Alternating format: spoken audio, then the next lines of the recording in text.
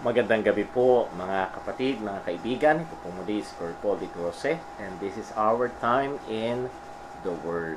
Salamat po sa mga patuloy nating nakakasama sa ating mga pag-aaral ng salita ng Panginoon. And I hope na ang mga nakaraan nating pag-aaral mula nagsimula ang mga quarantine na ito ay nagiging pagpapala po sa bawat isa sa atin. At ngayong gabi, ay alam ko ho last Wednesday sinabi ko ho na yun na yung last lesson natin about how to study the Bible, but when I reviewed yung atin ho mga napag-aralan ay saw na meron ho isang punto na magandang bigyan pa natin ng mas matagal o mas malawak o mas malalim na pansin upang mas lalo ho nating maunawaan. Sandali lang, no? Hayaan yung i-silent ko ho. Sandali ang cellphone ko. Nakalimutan kong i-silent. Pasensya na po. Ayan. Okay. So, tuloy ho natin. Pero bago ho tayo pumunta doon, ilang mga announcements po muna. Una ho, ay kung di ako nagkakamali ho sa nabasa ko ho sa post ni Brother Lloyd James Sanico, siya ay palipad na o lumipad na pauwi dito sa Pilipinas. Pag-pray natin at excited na ho ang kanyang pamilya na sila ay magkasama-sama at nevertheless yun ay kung props lamang yung kanyang inuupo ang eroplano nung nakita ko sa post. So salamat sa Panginoon, siya ay safe and hopefully he will go to quarantine dito sa Manila pag dumating sila at nawa magkasama-sama silang pamilya ng maluwalhati. Pag-pray po natin noon. And then bukas for the very first time, and this higit sa malamang matagal na dapat natin itong ginawa, bukas ay mayroon ng men's online fellowship. Isa ho sa mga dahilan kung ba't nagtagal ito. Nung una, ang tingin ko ay ang mga kalalakihan ay hindi gaanong online. Pero napansin ko nitong mga nakaraan ay medyo masipag na rin mag-post. Yung ibang mga men natin nagti-TikTok pa.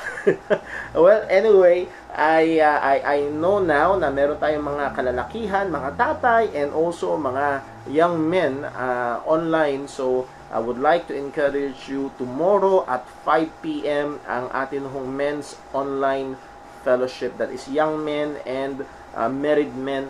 Pag-pray ho natin, nawa ito'y gamitin ng Panginoon. At kung meron tayong group chat, kung hindi pa ho kayo bahagi, let me know para mai-add ho natin. Nandun yung mga guidelines natin. Pero sa mga kalalakihan na katuto ngayon, you must install the Zoom app. That's Z-O-O-M. Kailangan nyo install para ho makasama kayo doon ho sa ating group fellowship, online fellowship bukas, mga kalalakihan. And then, gusto ko hong i-commend ang ating mga kabataan sa hindi nakakaalam. Ang ating mga young people ay merong Proverbs Challenge, daily challenge. Nagbabasa ng chapter ng Proverbs kada araw at nagpo-post ng isang talata na naging blessing at nangusap sa kanila. And salamat sa Panginoon sa mga matapat na gumagawa niya. Gusto kong i-challenge ang ibang mga young people po natin na please ay participate. At I know na ito ho ay magiging blessing sa inyo. Sa akin ay ilang taon ko nang binabasa ang book of Proverbs, pero habang binabalikan ko ay napapaalalahanan at natuturuan at patuloy ho na nagiging pakinabang. So, I would like to challenge yung ating mga young people to keep at it, and also lumalabas yung kanilang artistic creativity. Sapagkat hindi lang basta pinopost yung verse, ginagawa pa ng parang poster. That's very, very good. At nade-develop po yung mga bagay na. So, I would like to commend you, young people, at keep at it. Purihin ang Panginoon. So, those are just our few announcements. Oh, by the way, let us pray again for Sister Jinjin. Sa July 1, ang kanyang susunod na chemotherapy. At nung kagaya ng pinost ko ho doon sa group chat ng ladies, ay nagbago ng gamot, ng regimen ng gamot ang doktor niya para sa kanya. At yung ilan nito ay hindi available. Yung sinabi niya ho sa akin ay 4,500 ang kailangang halaga. At pero meron ng ilang kapatid na nagbigay 3,500 na lang. Hindi ko alam kung ano na naging development sa ngayon. So if you can be means of blessing sa ating kapatid, not just to give but to encourage, to pray for her primarily, I would like to encourage you na gawin po natin yun. And also mga kapatid, ay gusto ko rin hingin ng inyong panalangin. Si Brother Paul ho, hindi nyo na nakikita, medyo makalat ngayon dito sa office ko sapagkat ito na ho yung pangalawang araw kong naka-self-quarantine dito sa office dahil last Wednesday, tapos kong mamalengke, kaya yung laging ginagawa ay naliligo para for hygiene. Yun nga lang, nung hapon ay medyo nilagnat si Brother Paul, and for the sake at para ingatan ho ang aking anak na si Timmy at yung aking misis ay self-quarantine ho ako dito sa office.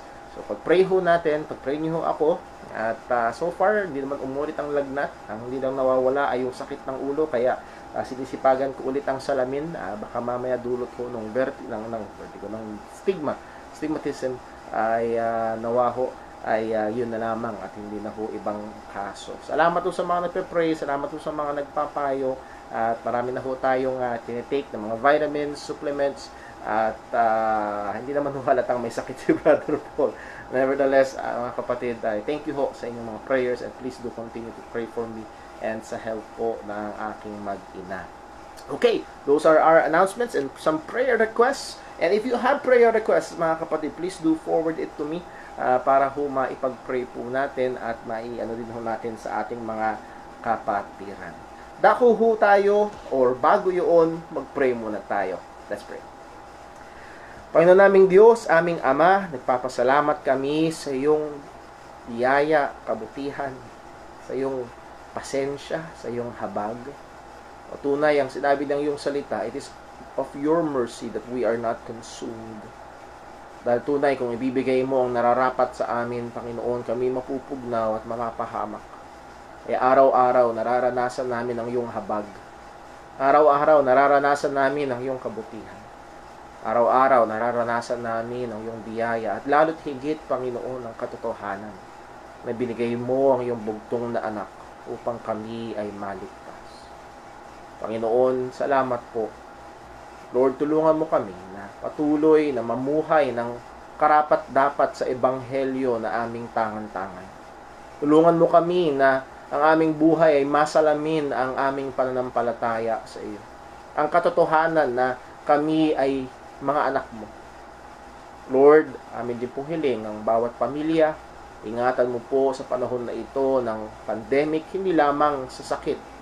Ingatan mo po sa kasalanan. Ingatan mo po ang mga ama ng tahanan. Ingatan mo po ang mga ina ng tahanan. Lord, ingatan mo po ang mga kabataan. Ilayo mo po sa kasalanan. Nawa, O Diyos, tulungan mo kami na magsumipag sa gawain ng kabanalan. Ang mga magulang, O Diyos, lalo na ng mga maliliit na mga bata, bigyan mo ng kasipagan na sila ay sanayin sa daan na dapat nilang lakaran. Lalo na po, Panginoon, sa maraming mga panahon na sila ay magkakasama sa tahanan. Nawa, O Diyos, ay tulungan mo po na ma-develop ang mga makadiyos na ugali at mga gawi sa mga bata. Muli, Panginoon, ikaw lamang ang makakagawa nito. Sa iyo namin ito hinihiling, Panginoon. Muli, ingatan mo kami sa aming pag-aaral. Buksan mo ang aming mga mata. Turuan mo kami ng iyong kautusan.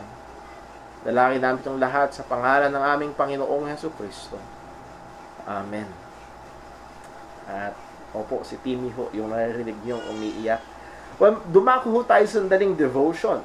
Devotion ho muna tayo bago tayo tumungo sa ating pag-aaral. And again, about the Word of God at isang napakagandang portion sa Book of Psalms, the longest psalm, ang pinakamahabang awit sa salita ng Diyos in the Book of Psalms is Psalm 119, and it is all about God's Word. At hindi tayo magpapakadagal sa devotion natin sa Psalm 119 sa verse 17.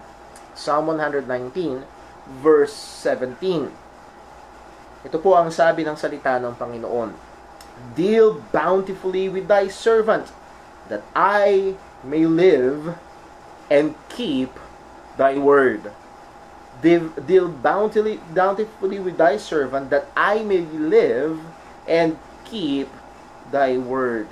Well, dalawang bagay ho ang gusto kong mapansin ho natin ho dito, mga kapatid. Una, our dependency upon God. Ang ating pagdepende sa Diyos. Ang sabi sa unang bahagi, deal bountifully with thy servant.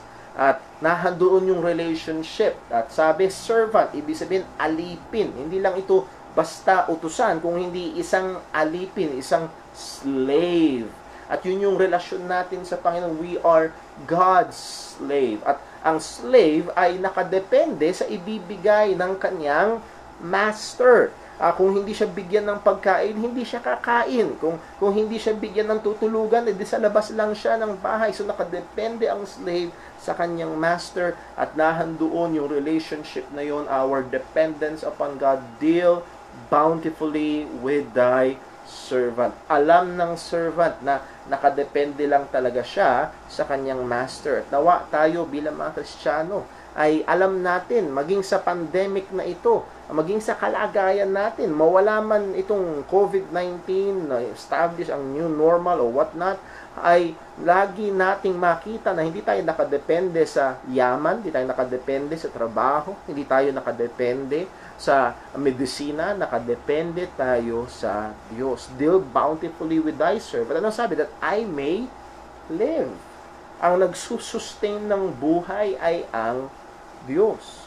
Kanina ho, nasabi ko, nung ako'y nilagnat 2 days ago, ayan na yung mga supplements, so on. Pero I know na nakadepende sa Panginoon. Sabi nga ng isang mangaral nung unang panahon pa, you are immortal until God is done with you. Hanggat hindi tapos sa iyo ang Diyos, mananatili kang buhay. Pero kahit ikaw ay malusog na malusog, pagtapos na sa iyo ang Panginoon, ay ikaw ay uuwi na. Pero ang gusto kong makita ho natin, pangalawa, ay dun sa bandang dulo. Deal bountifully with thy servant that I may live. So our dependence upon God, na dating sa dulo, ang sabi, and keep thy word. And keep thy word, that I may live and keep thy word. The purpose of his living, ang layunin ng kanyang pamumuhay o isa sa mga pangunahing layunin ng kanyang pabuhay ay matupad, magawa, masunod ang salita ng Diyos. Well, yan ho ay very much in contrast sa desire ng marami ngayon. At maraming papakilalang Kristiyano, gusto ko pang mabuhay para matupad ang pangarap ko, para yumaman. Gusto ko pang mabuhay para sumikat. Gusto ko pang mabuhay para magka-girlfriend, magka-boyfriend, magka-asawa, magka-pamilya. Again, nothing really wrong with those things. Nevertheless, pag in-contrast natin dito sa sinabi ng salita ng Panginoon, deal bountifully with thy servant that I may live and keep thy word. That is his desire. His desire is to live and to keep God's word. Maingatan. And that is maingatan, ibig sabihin masunod, maganap, magawa, magampanan ang mga kalooban ng Panginoon. So makikita ho natin na hindi separate ang salita ng Diyos. Ang salita ng Diyos at isang tunay na Kristiyano ay hindi for Sunday use only. Kung hindi everyday na pamumuhay ng Kristiyano na tayo ay binibigyan ng Panginoon, ng buhay, ng sustento, we must exert ourselves sa biyaya ng Diyos to keep His Word. So I hope na blessing ho yan sa atin, sa akin, alam ko ay naging blessing at nawa ay patuloy tayong ingatan ng Panginoon. So let us go now to our study, our lesson about natapos natin actually yung pinaka very fundamental or basics ng how to study God's Word. At salamat sa Panginoon, meron tayong ilang mga kapatiran na nagpahayag ng kanilang appreciation, ng kanilang pagkatuto.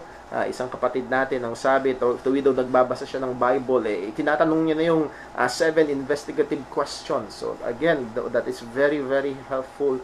I hope na very much aware tayo na ang context ay napakahalaga at yan ay magbabantay sa atin at maglalayo sa atin sa napakaraming mga maling kaisipan, maling aral at pagpipilipit ng salita ng Panginoon. So, reviewin lang ho nating mabilis yung ating lesson last Wednesday, and then meron tayong isa dun sa 7 punto na ating pinag-aralan, isa dun sa 8 punto na ating pinag-aralan last Wednesday, ay bibigyan natin ng mas malawak na pananaw o pagtingin or aplikasyon sa atin hong pag-aaral. Okay? So una, we looked at affirmation. That is, we affirm that the Bible is the Word of God. Ito ang salita ng Diyos. Dahil ito'y salita ng Diyos, it has inherent authority. Ibig sabihin, the Bible is not under me, but I am under the Bible. Tayo ay, ang mga Kristiyano ay, kahit ang mangangaral, ang pastor, ay nasa ilalim. Ang iglesia ay nasa ilalim ng salita ng Diyos. So, it has inherent at i-affirm natin lagi. Halimbawa, bumalik na tayo dito sa church at tatayo sa likuran ang pastor at bubuksan ang salita ng Diyos. Nawa, ang makita nyo, hindi yung pastor ang otoridad, kung hindi ang salita ng Diyos na binubuksan. Yun ang otoridad. Ito ang salita ng Panginoon. Okay, so affirm. At sa inyong mga bahay-bahay, kapag binuksan nyo ang Biblia, sa ating mga young people, you're reading the Proverbs Challenge. Again, affirm that this is God's wisdom for us. Ito ay karunungan ng Panginoon para sa atin. So, affirmation. Pangalawa, preparation. Maglaan tayo ng panahon para mag-aral. Maglaan tayo ng panahon para manalangin. Kung ang estudyante talaga ay seryoso sa pag-aaral, naglalaan ng panahon niyan, ang Kristiyano ay dapat seryoso sa salita ng Diyos. And I hope we find the discipline na maglaan tayo ng panahon. Kanina may pinakikinggan akong preaching at ang sabi ho na nangangaral, it might mean waking up 30 minutes earlier. Just 30 minutes earlier. Magsimula lang doon. Na nabawasan mo ng kaunti yung tulog mo or bawasan mo ang pag-social media mo, and you will have many time for God's Word. So muli ho mga kapatid, gusto kayong hamunin at let us have preparation in studying God's Word. Observation, kailangan magkaroon tayo ng pag-oobserba. So pag binuksan natin ang Biblia, pag bagbabasa tayo, let us read with thoughtfulness, tuon yung ating pansin. Mahirap yung nagbabasa ka, pero ang iniisip mo ay yung lulutuin mo mamaya. Well, guess what? Ano ang maaalala mo pagkatapos mo magbasa?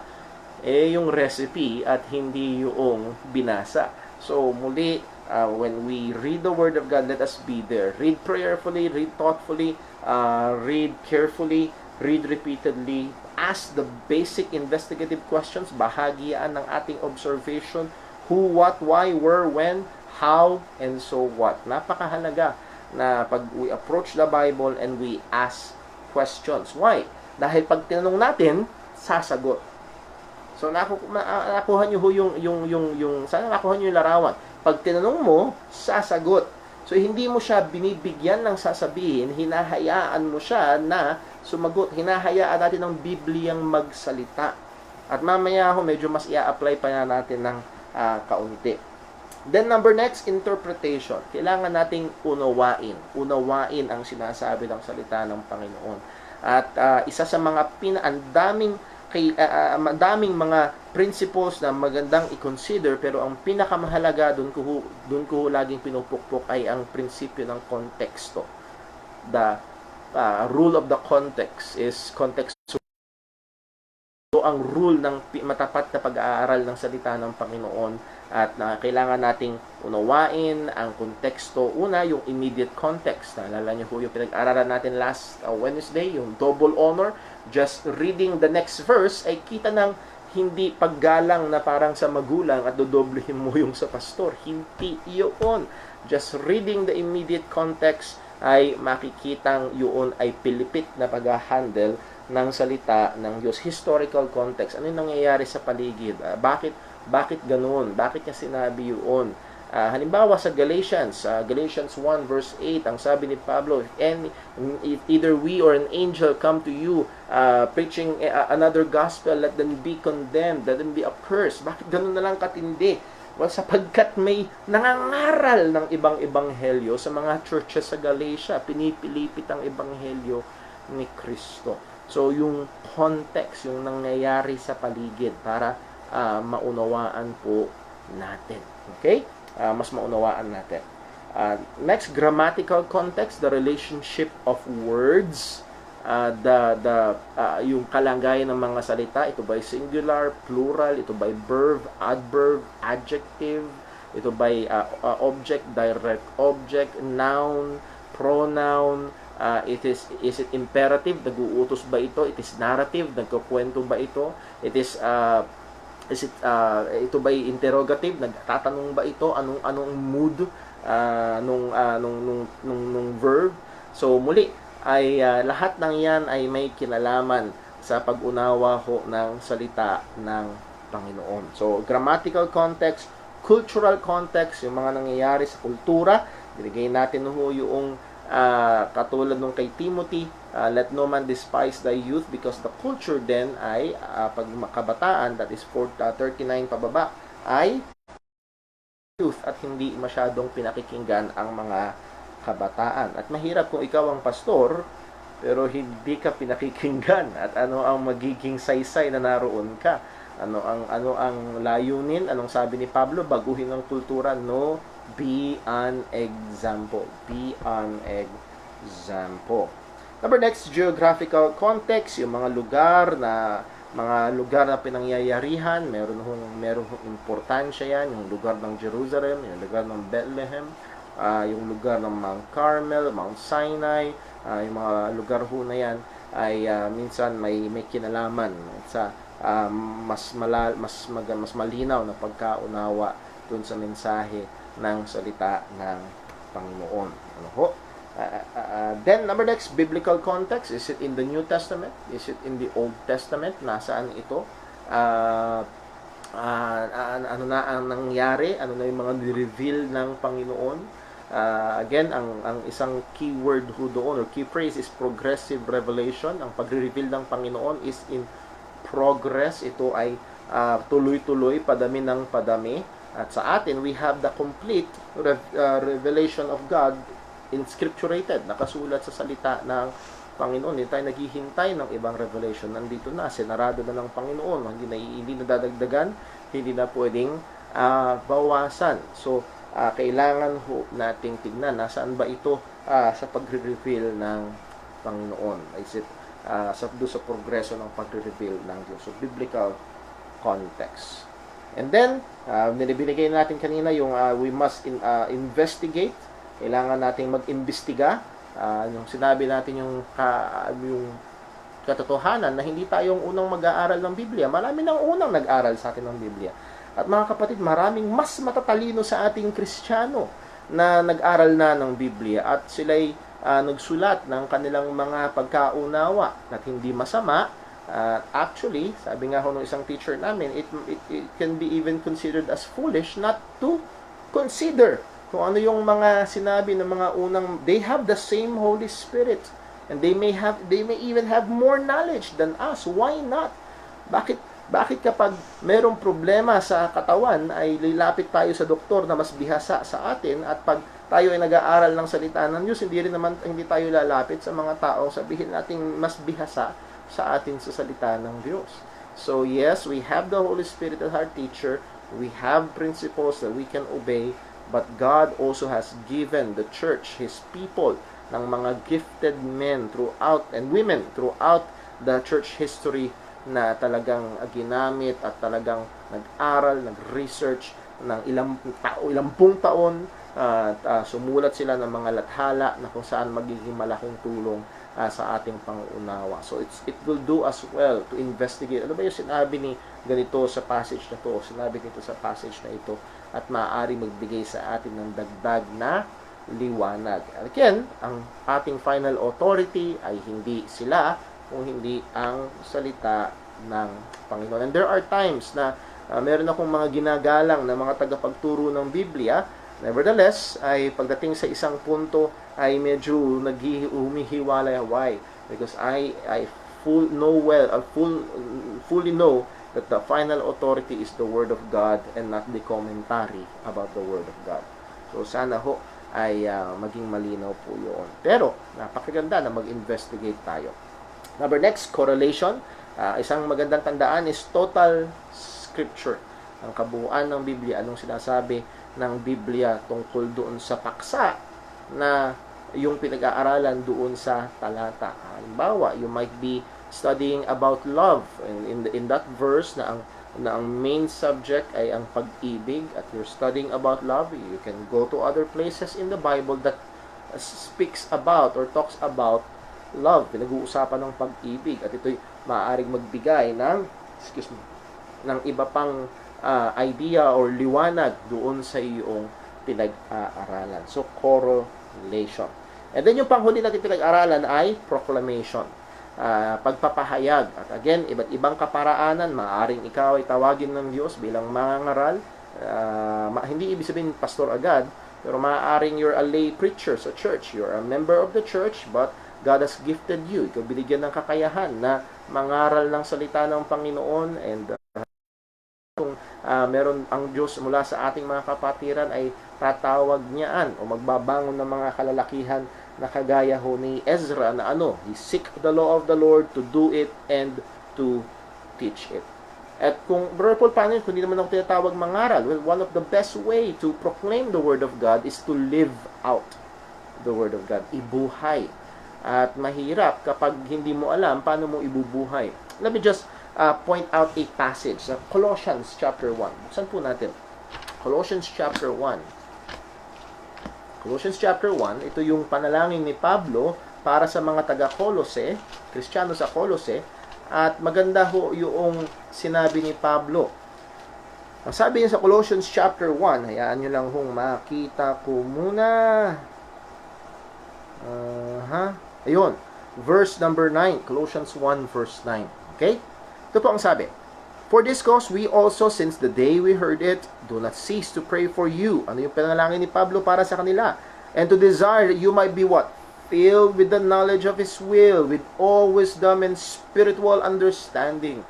So yun ang gusto ni Pablo para sa mga Kristiyan, to be filled with the knowledge of God's will, with spiritual wisdom and understanding. Wow! At yun din ang gusto ko ho sa inyo, mga kapatid. Kaya natin pinag-aaralan how to study the Bible, so you can be filled more with wisdom of God and spiritual understanding. Now, what is the goal?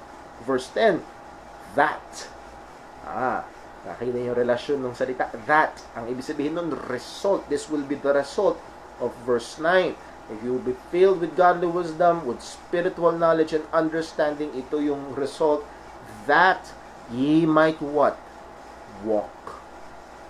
Walk worthy of the Lord unto all pleasing, being fruitful in every good work and increasing in the knowledge of God. And I think dun sa verse 10, yung increasing in the knowledge of God, yung una is more on intellectual, andun yung pagkaalam, and then pangalawa is the experiential knowledge of God. Nararanasan mo sa buhay mo yung katotohanan na alam mo. So again, it's very much linked together, yung paglago sa kaalaman at yung pamumuhay. Ito yung pangunahing paraan na tayo ho ay magproklama ng salita ng Panginoon. 1 Peter chapter 3, kung merong isang mahal sa buhay na ayaw makinig sa Bible, ayaw makinig sa salita ng Diyos, anong payo ho ni Pablo sa asawang babaeng may mister na hindi Kristiyano? Ibuhay mo. Ipakita mo sa pamumuhay mo ang pagiging Kristiyano. At yung mister mo na nanonood sa iyo, pinagmamasdan ka, yun ang maaaring magkuha sa Kanya at maglapit sa Kanya kay Kristo. So, we proclaim the truths of God sa pamamagitan ng ating pamumuhay. At maaari ding sa atin hong pagbibigay ng payo. May lalapit sa yung kumare mo, maglalapit sa yung kapitbahay mo. Mare, yung mister ko, ganito, hiwalayan ko na ba? Ay, naku, Mare, hiwalayan mo na talaga. Yari tayo doon. We need the scripture na siya yung basis ng ating pagbibigay payo. Wag na lang kapitbahay. Paano kung yung anak mo ay lumapit sa iyo at sinabing, Daddy, in love na yata ako. Ganun ba, anak? Ilang taong ka na ba? 12.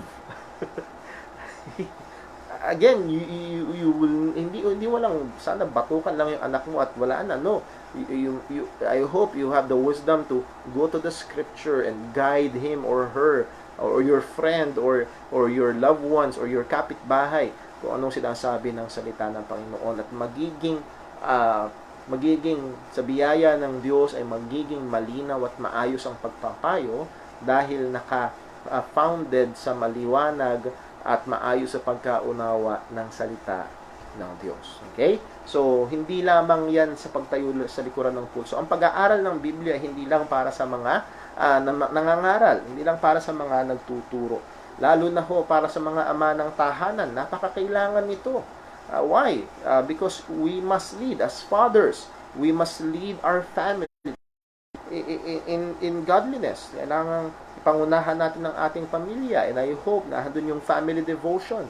Andun yung paglilid ng tatay sa pagbabasa ng salita ng Diyos, sa devotion sa salita ng Diyos, even everyday sa kanilang pamilya. At magandang simulan ho yan ngayon na kayong pamilya ay sama-sama sa panahong ito. So those are some things sa ating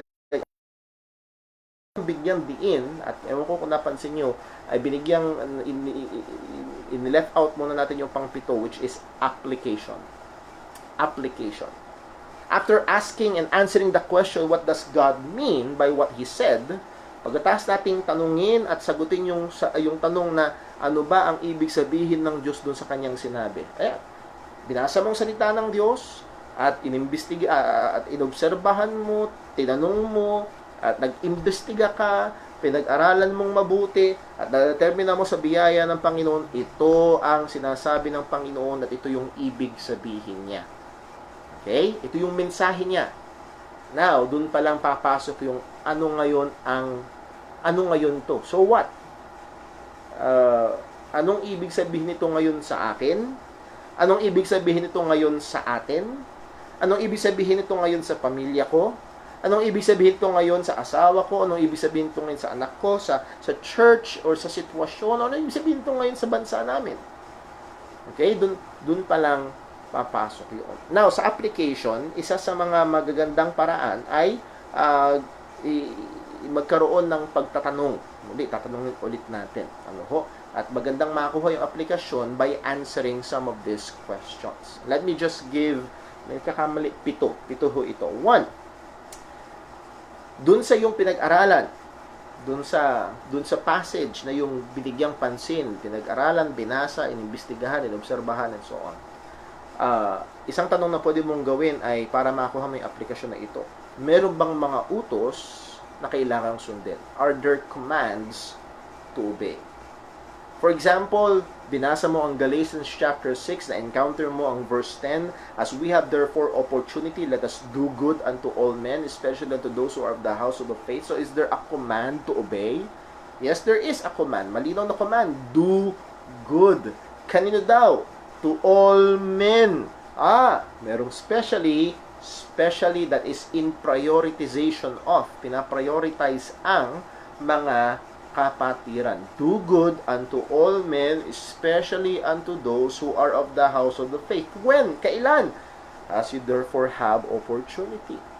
So, is there a command to obey? Yes, there is a command to obey doon sa verse na yon na iyong pinag-aralan. So, magandang tanungin, is there a command to obey? Meron bang utos dito na kailangan kong sundin? And then, gusto ko lang magbigay ng warning, at magiging strange siguro to sa unang pakinig. At gusto ko tutukan niyo mga kapatid. Hindi lahat ng utos sa Biblia ay kailangan nating sundin. Ulitin ko ho.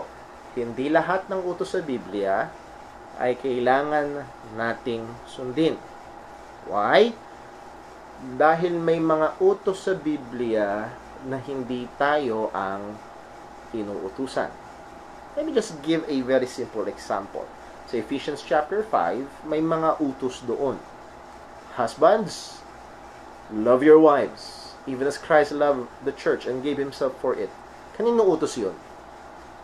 Sa mister. Kailangan bang sundin yun ng anak? Well, yun ay utos para sa mister. Well, sa pang-utos, wives, submit to your husbands in all things. Kanino utos yun? So, wives.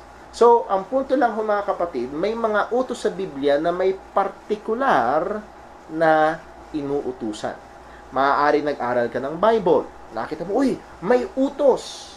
Isa sa mga tanong na ito, sino ang inuutusan? At isa yun sa mga napakahalagang ikonsidera. Sabi nga ho ng aking ama, si Brother Boy, kung lahat ng utos ay susundin mo, di gumawa ka ng arko. Bakit? Inutos sa Biblia ang gumawa ng arko. Pero, teka muna, si Noah ang inutusang gumawa ng arko, hindi tayo.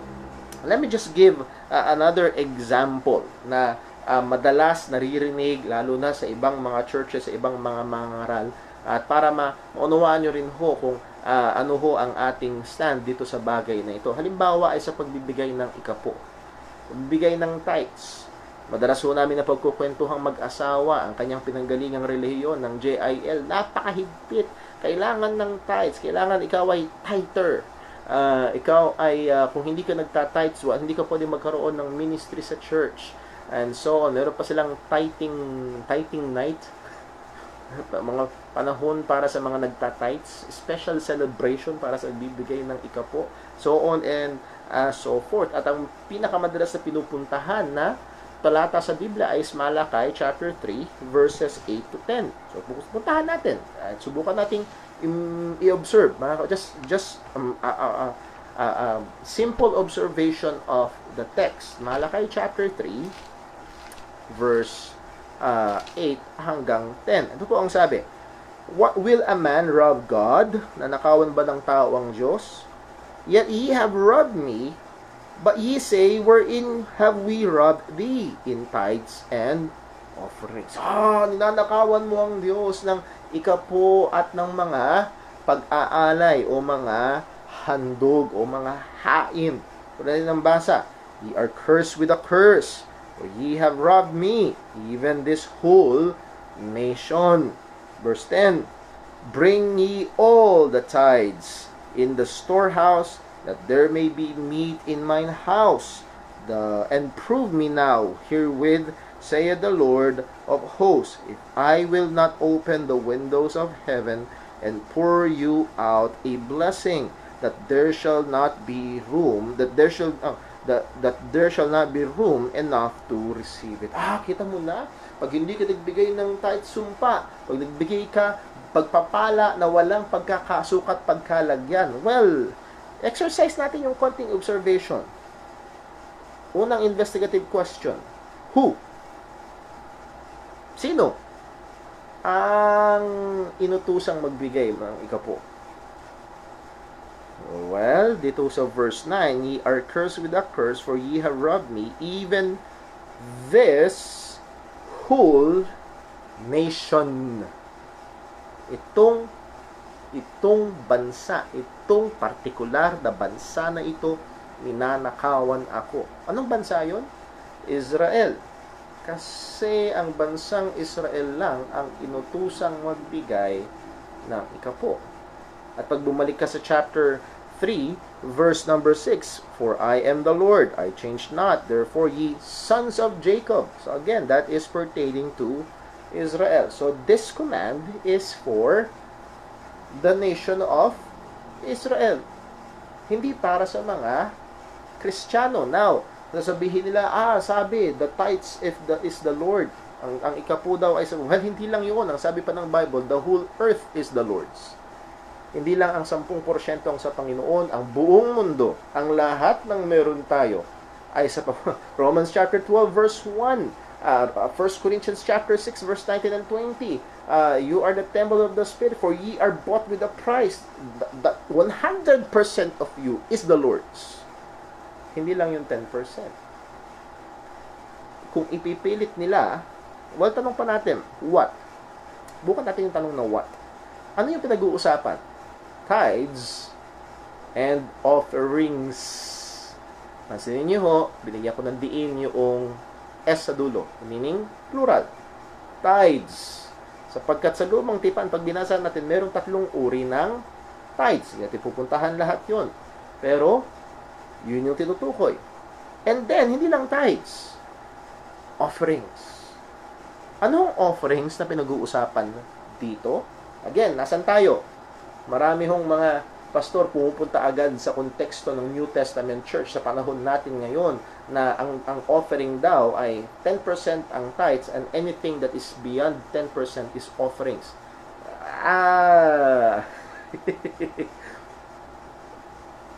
Balik muna tayo doon sa konteksto. Biblical context. Nasaan siya? Nasa lumang tipan. Ano yung offerings sa lumang tipan? Well, merong burnt offering, meal offering, peace offering, sin offering, trespass offering. Hindi lang tithes ang ninanakaw, kundi pati mga offerings. Question, kung ipapatupad mo yung tithes, ipapatupad mo rin ba yung offerings?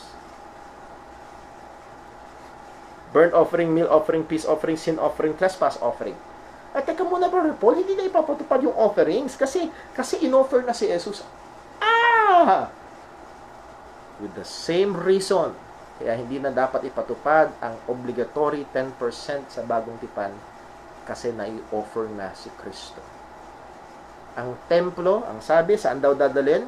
There may be meat in my store.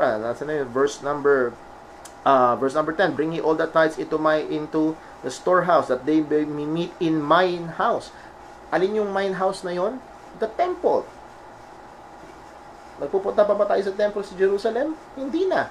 Sa New Testament, sino na ang templo? Ang mga mananampalataya or the gathered church. And then, bakit kailangan magkaroon ng meat sa temple? Kasi may nakatira doon. May umaasa doon. Sino? Mga Levites.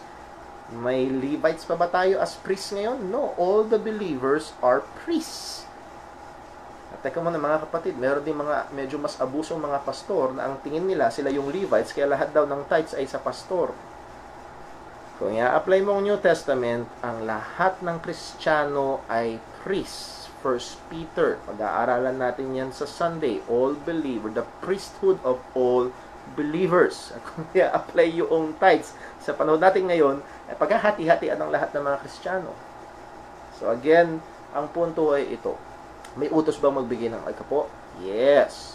Sinong inutusan? Tayo bang mga Kristiyano sa bagong tipan? No.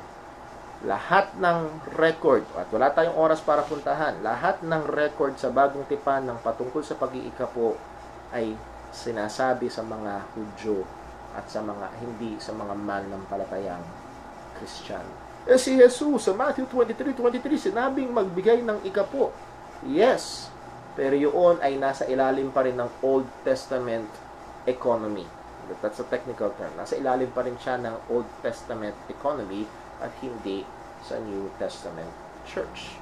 And kailangan magbigay ni Jesus ng ikapo. Why? He must observe the law. Kailangan niyang sumunod sa kautusan. At nung time na yon, gumagana pa yung utos na yon. Pero nung matapos siyang mamatay sa krus, mga kapatid, wala na. Dahil nahapak na yung telon, tapos na yung gawain doon sa templo. Ang templo na ay ng banal na espiritu ay mga mananampalataya. At again, di Brother Paul, paano ngayon sa church? Ano ang utos? Well, magandang tanong yan. Ang utos sa church ay 2 Corinthians chapter 8 and chapter 9. Particularly sa chapter 8, let this grace abound in you also. What is that grace? That sacrificial giving. Ang inuutos sa bagong tipan ay sakripisyong pagbibigay. Pagbibigay ng may pagsasakripisyo. And I think it's even sometimes, most of the time, higher than 10%. So muli, ang punto ay ito. If you just simply apply the basic investigative questions to sa Malakay 3 at kung paano ito hinahandle ibang mga pastor, babagsak. So muli ho, ay again, we just applied. So ito ba ang utos ba ito'y para sa atin? No. Ito bang sumpa na ito'y para sa atin? Hindi rin. Ito bang pangako na ito'y para din sa atin? No. Pero may prinsipyo. Ano yung prinsipyo? Kung ikaw ay nagbibigay, nandun yung pagpapala. Yun yung principle. Pero not the promise dito. Okay? So, tuloy natin. Medyo nagtagal ho tayo doon. Kailangan nating bilisan. Number next. Are there errors to avoid? So, are there promises to claim? Are there errors to avoid? May mga pagkakamali bang kailangang iwasan? a text na sariwa sa ating isip sa 2 Peter chapter 3, ang sabi ni Pedro, verse 16, merong mga unstable and unlearned, they wrest the scripture. So that is an error to avoid, yung pagtitwist ng scripture. So again, we must avoid that error. C, there sins to repent. Meron bang mga kasalanan kailangang pagsisihan? Halimbawa na lang ay sa lumang tipan na pinagbabawalan ang mga hari na gawin ang gawain ng priest. Pero si Haring Saul, ginawa niya yung gawain ng priest. So there must be sin to be repented of. May kasalanan na kailangang pagsisihan. Or mas malinaw siguro yung sinabi sa Ephesians 4 verse 26, be angry and sin not. Kung ganong karaming pagkakataon nagalit tayo, pero nagkakasala tayo doon sa bandang dulo, sin not. And there must be sins to be repented of. Other promises to claim, meron bang mga promises na kailangang i-claim?